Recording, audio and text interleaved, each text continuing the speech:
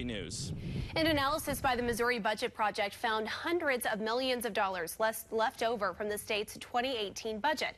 It's money, they say, can be used to revive programs cut by lawmakers that helped seniors and those with disabilities. KOMU8's Blake Salmon followed the money trail and is here in the studio to tell us what he found.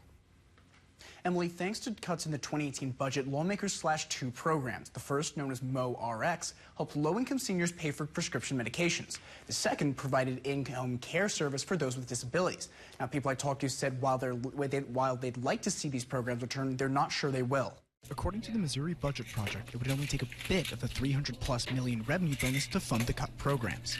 I will say it would take about $35 million to restore prescription assistance for Missouri seniors and home-based services. And that's really a fraction of what we expect there to be in terms of increased revenue for the state.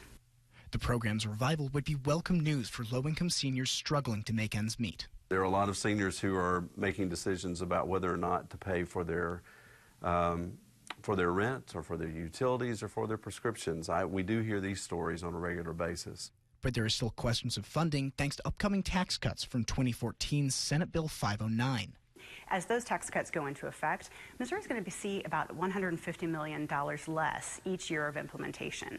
And given the fact that we have already seen policymakers cut services like prescription assistance, it's uncertain where those additional cuts are going to come from.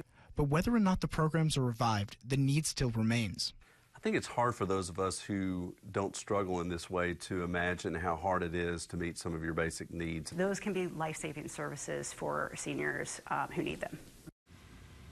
Foster stressed me the need for the return of the program. He said the VAC does help pay for prescriptions, but it can only spend $50 per person each year, which isn't nearly enough. In the studio, Blake Salmon, KOMU8 News.